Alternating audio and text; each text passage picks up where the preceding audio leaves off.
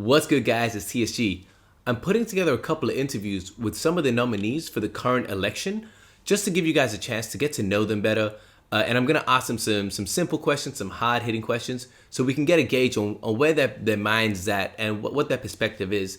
So today's first interview is gonna be with Zeptyle. I hope you guys enjoy it. Hey, what's good, guys? It's TSG, and today we're gonna have a conversation with one of the nominees for the Illuvium election. So right here today, I have Zep. So Zep, what's good, man? How are you? Hey TSG, thank you for this fantastic offer. Really, I really like your content. I'm really happy to be here. Yeah, cool. It's fine. Yeah, I understand. It's always strange. How are you feeling today, man? Like, what? How are you? How's everything going? Yeah, actually, really fine. Just came back from my running. What about you? Yeah, cool. I have just been chilling out. I'm just trying to prepare. I watched the live stream today, so that was pretty interesting. Oh But yeah, yeah, I still but yeah, have to. that's fine. That's fine. But yeah, man. All right, let's get straight into it. I'll start with some easy questions, and then we'll get a bit harder into more the role of a council person and see where your mind is at with those things. So the Sure. first question I want to ask you, man, is how long have you been in the Illuvium community? And actually, two-part question: how long have you been a part of the Illuvium community, and what about Illuvium kind of drew you inside and made you stick around? Because there's a lot of people coming in and out in various projects. Yeah. Mhm.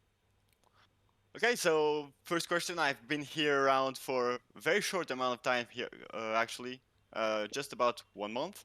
Mm-hmm. Um but what really makes me get hyped and excited for this project is that looking at my background, I come from first the Pokemon esports where I made the World Championships twice, Oh wow.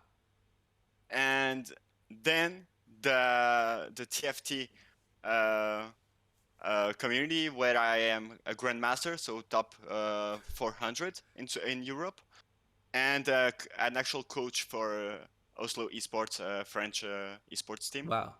So actually, when I heard about Illuvium, it was just like, oh, this is the game is made for me, Yeah, right? yeah, yeah. A Pokemon auto battler.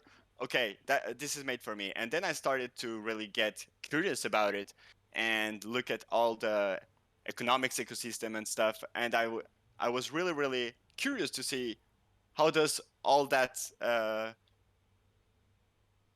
thing put together Yeah. and how it's gonna work. So that was the first reason that made me really stick around.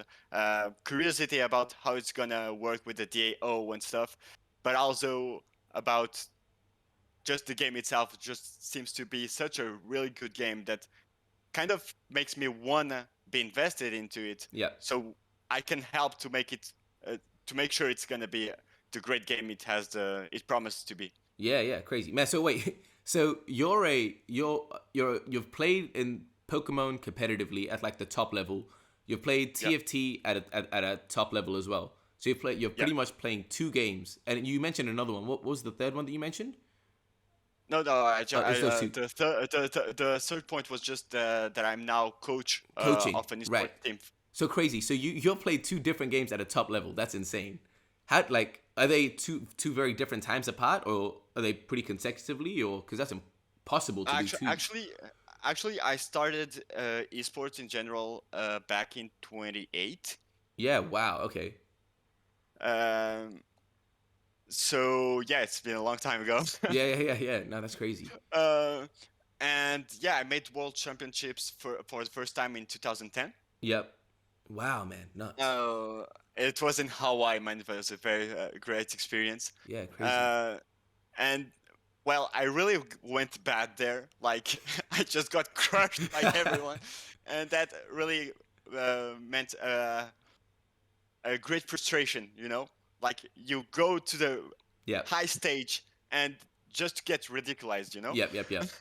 And so for 5 years after that, I just worked so hard to make it a second time, go there a second time, and and prove myself that I'm able to compete at that stage. Yeah. And I actually made it because in the 2016 World Championships, I actually made it to through the first day of the competition and went to the second day. Yeah. So that means I was in the top half of the Yep. qualified Yep. players. Yep. So I was for it was good enough for me. Like, okay, I have the potential, I have the skills to actually be here.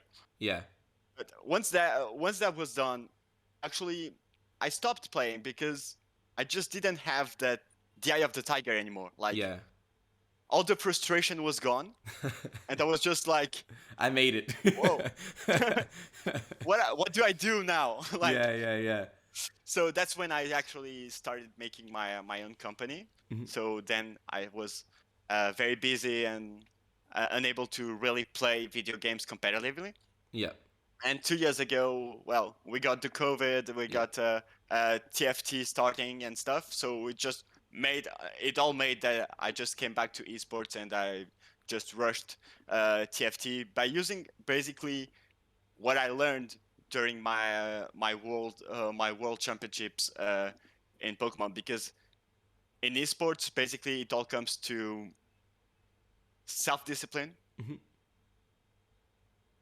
effort, and a lot um, of intelligence on Yeah. how you spend your time in the game. Yeah. Like uh, playing 12 hours a day is something, and basically everyone can do it, and not everyone who does that actually succeeds. Yep, yep, yep. The reason is because you also have to spend a lot of time to just get knowledge about the game and the Yeah. meta game and how people are actually playing, and just get better by getting other people's advices. Yeah, yeah, yeah.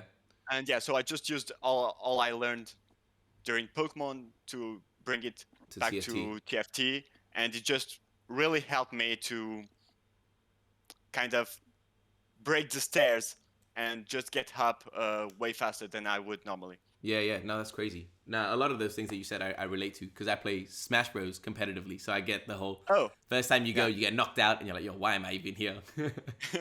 But yeah, Yeah. so the second question I wanted to ask you, man, is considering you've only been in the community for 1 month, why did you nominate yourself, and what do you think you can bring? Like, how do you think you can represent the community? Like, what skill? Like, obviously you've got that competitive skill set, Yeah. but in what ways do you think you can represent the community? Well, actually, the first thing is I nominated myself because I saw some points of views in the Discord that I was hardly disagree with, and I really wanted to kind of make sure that doesn't become the the rule, Yep. because if that happens, it would be a dead game in my opinion. That's the first thing that made me consider it, and when I thought a little bit more about it, I just watched myself and I said, well, wait, uh, when it comes to competitive, I have a lot of experience I can actually bring. Either we talked about my gaming experience, but also I also founded two companies. So I am now owner of two companies. So I'm able to take decisions even if stressed out or if I have many people to satisfy. So Yep. that's not a problem for me. And also in TCGs, I played a lot of TCGs casually as well. So I also have a lot of trading cards, Yep. either market or uh, competitively acknowledged. So I really see myself as someone that could have good qualities for this job. Yep. Can I? And Sorry, I want to ask. Like, yeah, dive in a bit deeper because you said there was some things that you saw that you didn't agree with, or you thought yeah, differently about. Do you mind going into that yeah, just like quickly? What those things yeah. were? Like, Actually, I'll be completely upfront with everyone. We had this conversation already before we started recording, but just give everyone yeah. context. Context is I've seen people just trying to price gouge the game because they were thinking that was the way for them to maximize their RevDis. And in a business mindset, that's the worst way you can think about it, because a lot of people just think, how do I make money? In entrepreneurship, I see a lot of people just asking, what can I do to actually get money? That's not the question you have to answer. The question you have to answer is, what am I doing for people to actually feel one of their needs? If you are actually feeling one of the person's needs, people are going to pay for that. If they have a problem and you solve that problem, they're going to pay for that. That's not a problem. The market goes that way. If you have a good offer, you will have a demand. That's just how it works. And in a video game state, we see now that companies trying to price gouge their games are trying to make people pay for pay to win or whatever, like FIFA Ultimate Team or Hearthstone also has been criticized by the randomness of their packs. That model is not working anymore. Mm-hmm. It has worked. It was new. People were uninformed and not educated about it. But now it's not working anymore. Now what works is League of Legends, TFT, Fortnite, Rocket League, and guess what? They are all free to play. Yeah. And the only thing you can buy on them is purely cosmetic. So that's the point I want to really make sure that the council sees. And I'm really happy the Warwick brothers are looking that way too. Yeah. To make it accessible to the largest persons. Also because there are a lot of other AAA NFT games going on. Yeah. At the project stage. A lot of them also have a great potential, honestly. Yeah, a lot of them do, yeah. And I think that what's going to make the difference between who succeeds and who fails is going to exactly be how we manage the economics. Yeah. If the economic system is attractive for the most people and not just for the large wallets, then the game will be successful and the large wallets will be happy about it because they will have millions of people paying for them. Yeah. It's more taking the long-term view than the short-term view. Yeah, like do I want to sell, I don't know, 10 lighters for $1,000, or do I want to sell 1 million lighters for $1? Yeah, exactly, yeah. On one side I get 10K, on the other side I get 1 million. Yeah. So that's the whole point, in my opinion. Yeah, no, that's fair. I get that. And yeah, I really think that we have to think in the first point how to make this game great for everyone. I also think that one thing we should put together in somehow is the kind of pay to earn instead of play to earn. Yeah. And that kind of thing could be tweaked a little bit to make that a very, very good top player, like a 0.5%, top 0.5% player, is actually able to, for free, get to the competitive stage. Yeah. But obviously, that's 99.5% of people that will actually fail by trying. What's going to happen by doing that? For free, a good player can access the competitive stage. So what will happen? A lot of people, because gamers really like and love to overestimate their own skills.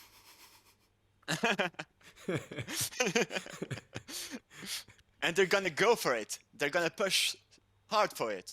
They're gonna try to do so because they saw a content creator doing it, and it seemed so easy, but somehow for him it's not working. Yeah. And that's gonna be the large part of the community. People trying to get to that competitive stage. Yeah. If you just by enabling this option, I'm not saying it has to be easy, not at all. Just enabling this option, you open yourself to the large public. And on the other hand, the people who will fail getting that competitive stage, a lot of them, because they will love the game and they will really want to get to that competitive stage, at that moment, they will be willing to pay. Yeah. Just look at, I'm going to take as an example FIFA Ultimate Team. where you can just play it totally for free, like forever, Yep. and you can get to the very very high stages if you're really good, uh, with a crazy amount of teams, um, like with the Cristiano Ronaldo, the Gullit, and whatever, um, without paying a single buck. Yep. But what happens? People try to do so. They don't succeed because they are not that good in the game, and they blame the game itself for that. Oh, I'm losing because my team is not good enough. So, okay, screw it. I'm gonna put my $100 on the table, and now I'm gonna win. And guess what? They still lose. So what happens then? They pay again. Yeah. That's psychological. Like, people are like that. Frustration, as I said, like for myself, for Your Pokemon for the experience. watch. Yeah. Yeah. Frustration is a fuel, Yep. and it's a fuel for the good side, but also for the bad one. When it comes to money, people get very, very easily frustrated. Yeah. Yeah. I Yeah. spent $100 and still didn't succeed. Maybe I didn't spend enough. Hmm. So about the people thinking about RevDis, all I want to say is make a good game.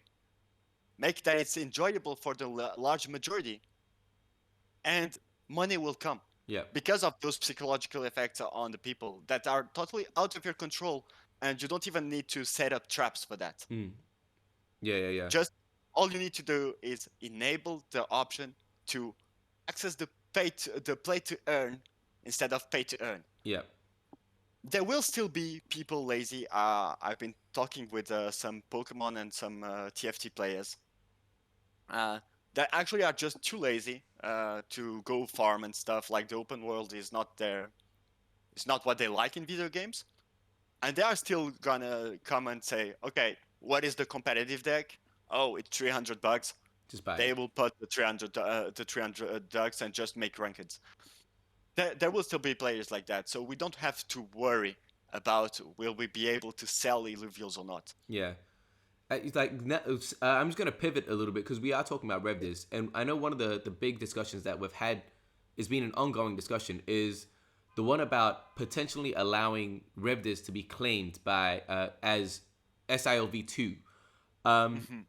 I think from what I've seen, it seems like the consensus is that people are for this agreement, for this situation, and there is a minority against it. Where do you stand on this situation, and why? And, I'm and, totally and against. what effect do you think it will have on the DAO? Sorry, yeah. I'm totally against. I saw that discussion going on the Hmm. Discord. I restrained myself from interacting there because I was really, really frustrated about what I was reading. Yeah, Uh, the thing is, from my point of view and from most people who are against it, um, it's just a way for the big wallets to push down even more a little bit the small ones. Because as far as we know, the total pool of ILV is shared with the SILV. So they're already all happy about the land sale and all the SILV that are going to be burned. yeah, So all the SILVs going are just basically an ILV, but without the council thing. yeah. Without being And able to get RevDis, yeah, this way we're just lowering the number of slots for the DAO. We're just willing to lower those slots so we can have a higher percentage and a higher power on the DAO. So I really think that allowing RevDis to be claimed in SILV would be really, really bad. I would go either for an ETH, an Ethereum RevDis, or any other sort, because just by doing the RevDis in Ethereum, it doesn't make much a difference, because we saw that Ethereum, when Ethereum goes up, ILV goes up, yeah, and etc.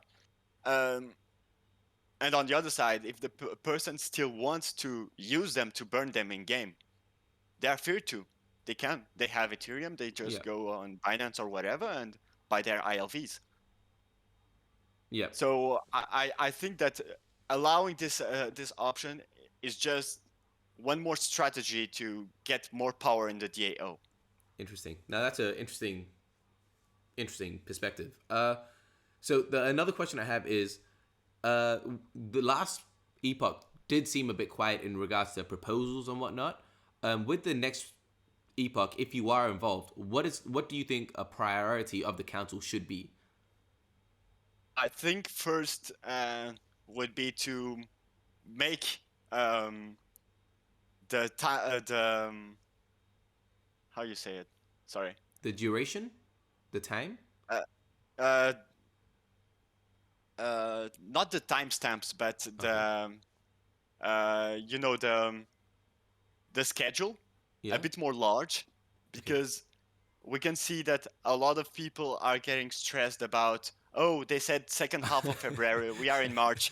uh, Okay. so Yeah. Yeah. Yeah. first thing, uh, give yourself more time. Doesn't matter if you've spent 1 week doing something else, just give yourself more time, please, the devs. It's gonna be better for everyone. You're not gonna be that much stressed. People on the Discord are not gonna ask 10 times the same When? question When? a When? day. When? And that's gonna be everyone very happy. That's the first thing. The second thing I would do is really try to make, as I said, to make that we are all aiming for the same goal, which is make Illuvium a large-scale game. That would benefit everyone, the small player, the competitive player, and even the guy who just wants to invest and speculate on the price of the market. Yeah. So whatever the wallet, that would benefit everyone if we have a good game for everyone. For that, we need to stop trying to price gouge or whatever, or Right. trying to reduce the DAO spots. Right. Interesting. So yeah, I'm starting to see where your mind is at with everything. So I'm for yeah. just it's just trying to be fair with Yeah, everyone, yeah. you know? I think what's not equality, right? It's equity, like trying to make things equitable for everyone. I think that's the Yeah, word, right? yeah, equity. Yeah, Yeah. equity. Yeah.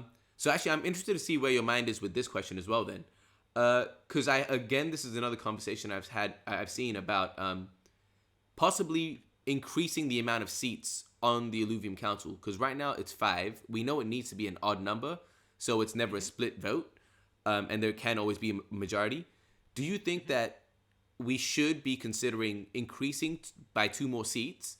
And another Yeah. part of that question is, I've seen discussions about, with those seats, should we perhaps kind of solidify that maybe one of those seats is for a content creator representing the people. One Hmm. seat is for example, like yourself, a top tier competitive player representing that side of things. One spot being a team member, that kind of thing. Where do you think we should put a I see. limit or a specific role for some of the council member seats? Or yeah, your Yeah. So thoughts? for about the first question, yeah, I think that having more seats would be profitable. Hmm. Just because having a higher number of points of views engages more discussion, and the more we discuss, the more dialogue we have. Hopefully, the better things we can do.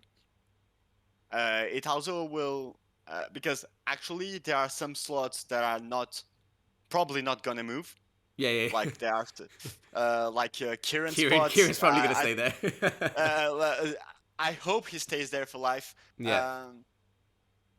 Um, and stuff like that. So that would give more room for other ideas and other points of view. Mhm. When it comes for splitting into specific roles, I really think it's a bad idea, Okay. because the fact of having a certain number of persons, even though they might have different qualities and different specifications, the fact that saying, oh, I am the guy talking about economy because I'm economist in real life and I am that guy for that. That just closes up the discussion, because when it will come to the economy, he and only him will have will be legitimate to actually talk. Yeah. And when he will talk, everyone's see. gonna just listen and say, okay, yes. And I don't think that's the way we should aim. We should aim for something really, really fair for everyone. And let's say, because we are all humans. A human is not just one skill or just one quality. Yeah. Let's say even world is not black or white, and we are not Pokemons with certain characteristics. You know, like I can be very organized for some stuff and very disorganized Yeah. a lot of others. We can be honest for some stuff and very and not for others. Ambiguous. All the qualities are in all humans in different situations. So just putting like a flag here. Hey, I am this one. I am the red one. You are the pink one, and whatever. It's just a bad way of thinking in general. And I think by just having council members without a specific role, even though they might have different qualities, as I said, engages the discussion and makes sure that we take together the better decision. Yeah. No, that's fair. That's fair. I can see where you're coming from. Regarding the epochs and the council situation as well, what is your opinion? I think everyone's got a consensus on this, but just I'm gonna ask, what is your opinion on the duration of the epoch? Do you think it should be extended, or do you think 3 months is a good reason? Is a good time? And what's your reasoning behind your thought process there? I think that honestly, 3 months for really have an impact is very, very small. Because at least at the actual stage of the game, maybe once the release is out and stuff, maybe 3 months is okay. And the all economics things is all settled and stuff. But for right now, with all the stuff that the council and the team have to figure out, 3 months is just way too low. I would go for 6 months or even 1 year. Okay, 6 months to a year. Okay, fair. Yeah. All right. Because, yeah, carry on. Because we also have to consider that they're not going to be talking to each other every day. Yeah. They're not going to have a reunion every day, or maybe not even every week. We don't know about that. But odds are that everyone is pretty busy and they cannot have the discussions every time they would like to. Yeah. So taking that into approach, would you say that in 12 reunions, if we think that they reunion every week, once a week, do you think that in 12 reunions by 1 week, spaced by 1 week, we can actually make something in the game? Like we can actually make a great decision in the game? Maybe if you're lucky, but maybe in those 3 months nothing happens. Yeah. Or maybe those 3 months are just discussions of people not agreeing. Okay, maybe we can find a better solution and stuff, and not finding a really the better spot for that specific problem. So I would like more to give the people more time to make things better. Like I don't care if Illuvium goes out 6 months later than expected. Yeah. But it has to when it comes out, it has to be good. Yeah. No, that's fair. All right, cool, man. I've got 2 questions, so we're gonna wrap up pretty soon. I've got 2 questions. One is very specific to you, and the last one is just kind of bonus fun question. That it will just be a good way to end out. So the next question is, if you specifically had to champion one proposal, what would that be and why? All of my questions assume they have why. Yeah. I really would say to open the game to the large public somehow. As I said, by doing it, by making available the option of a free-to-play gamer to actually access the economy of the game. Like it's difficult to say really how we could do that because we don't have we lack of a lot of information yet about the gameplay. Yeah. But there probably is some way to make that happen. And if it's not, well, never mind. But I really that's really something I would like to see. Is we going for the largest majority of the gamers and not only the crypto enthusiasts. Yeah, no, that's fair. That's I see where you're coming from. All right, man. So yeah, the last question and the fun one, just to end it all off. We do know that it is going to be the council members' role to vote for the next games that come out for Illuvium. Yeah. If you specifically could vote and decide what genre of game would you like to see next for Illuvium?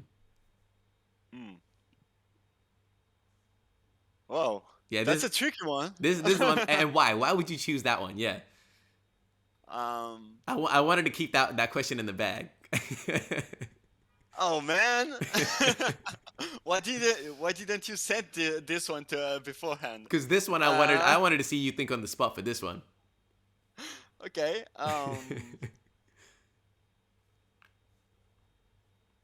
Well, we could imagine maybe a collectible card game using the same lore. Yep. And maybe some important NPCs from the game, you know? Yep. That could be interesting, maybe, but maybe too mainstream. We could also go the Pokken road and making a fighting game with Illuviums. Yeah. That would be nuts. Can you imagine Atlas and Rampire fighting? I'm gonna take an Atlas. Yeah. Right. Nah, man, yo. So, thank you so much for spending your time. I hope this is useful for you as well. I hope like people do get to know you a bit better, and I hope it was insightful for anyone that does watch this. But yeah, thank you for your time, man. I appreciate your perspective and everything. Thank to you, man. Actually, even your questions were really, really good. Like it forced me to take more time to. Yeah, I need to cut in. I can't take credit for all the questions. I had a lot of help from the other content creators as well.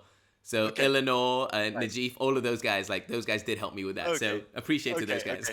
So thank you guys too, because it's very, very nice to see those questions. And yeah, guys, don't forget to hit that subscribe button because this guy is doing an amazing job. Yo, man, yeah, thank you guys. Yeah, if you guys like this, enjoy, like, subscribe, hit the notification. You know the drill. If you want to hear more from Zep, just at him. I'm sure he's open to that in Discord. Ask him questions. Yeah. He's full, like his perspective is very interesting. So be sure to spend some time there. But yeah, thank you guys for watching, and I'll see you guys next time. Peace.